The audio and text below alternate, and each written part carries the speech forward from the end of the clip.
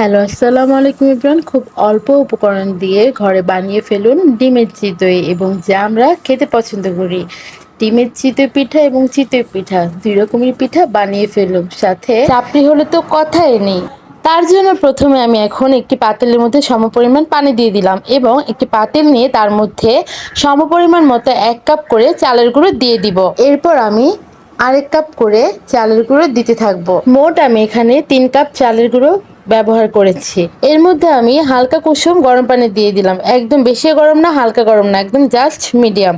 এখন আমি সুন্দর করে হালকা একটু পানি দিয়ে তারপর এটা আমি নাড়াচাড়া দিব যতক্ষণ এটা মোল্ড হবে। তারপর আমি সুন্দর করে এটার মধ্যে হালকা পরিমাণ লবণ দিয়ে দিব এবং দিয়ে আমি এটা আবার নাড়তে থাকবো একটি চামচ দিয়ে। এখন আমি মিশানো পর্যন্ত এটা সুন্দর করে মোল্ড করতে থাকবো যতক্ষণ এটা মিশ্রণটি হয়ে যাবে। এরপর মিশ্রণটি হয়ে গেলে সুন্দর করে দেখতে পাচ্ছেন এরকম দেখাবে। তো এটার জন্য আর একটু মিশ্রণটি ভালো করার জন্য এবং একদম মাখামাখা করার জন্য আমি এখন একটি বিট মেশিন নিয়ে তার সাথে এখন বিট করতে থাকবো। এখন আমি কিছুক্ষণ ধরে বিট করতে থাকবো। আমি এটা ততক্ষণই বিট করতে থাকবো যতক্ষণ না এটা থেকে পানি ভেসে ওঠে এবং একদম মিশ্রণটি একদম সুন্দর ভালোভাবে হয়ে যায়। তারপর দেখুন হয়ে গেল আমার সেই মিশ্রণটি চিতই পিঠার জন্য রেডি। আমি একটা বাটিতে কিছু পরিমাণ তেল দিয়ে দিব, তার সাথে আমি একটু সম পরিমাণ পানি দিয়ে দিব, যেহেতু এটা আমার চিতই পিঠার জন্য খুবই ইম্পর্টেন্ট।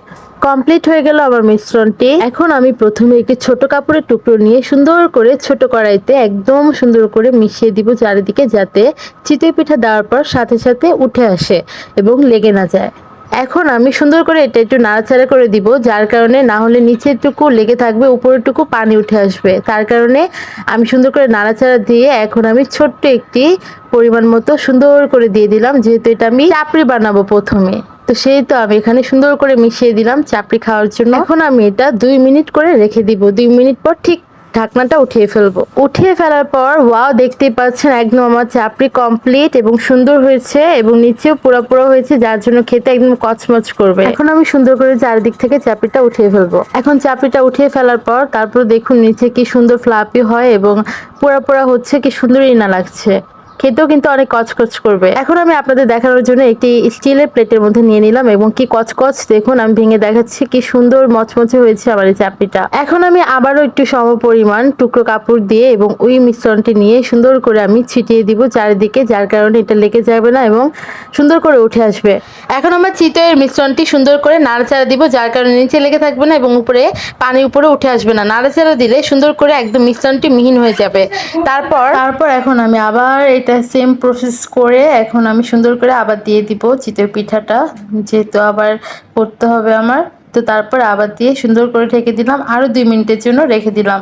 ২ মিনিট পর আমি এটা উঠিয়ে নিলাম এবং দেখুন কি সুন্দর, ওয়াও অনেক সুন্দর হয়েছে, একদম ফুলে গিয়েছে, নিচেও পুড়ে গিয়েছে, সুন্দর হয়ে গেছে একদম। এখন আমি সেম প্রসেসে সবগুলো একদম বানিয়ে নিব এবং দেখতে থাকুন সবগুলো কিভাবে বানাচ্ছি। এখন আমি আবার সুন্দর করে নাড়াচাড়া দিয়ে ছোট কড়াইতে আমি দিয়ে দিব এবং এটা আমি ডিমের চিতই বানাচ্ছি। তো দেওয়ার পর আমি সমপরিমাণ দিব, বেশি দিলে এটা হবে না, তো ১ চামচ দিবেন সবাই। তারপর এখন আমি ডিমটা ছেড়ে দিব।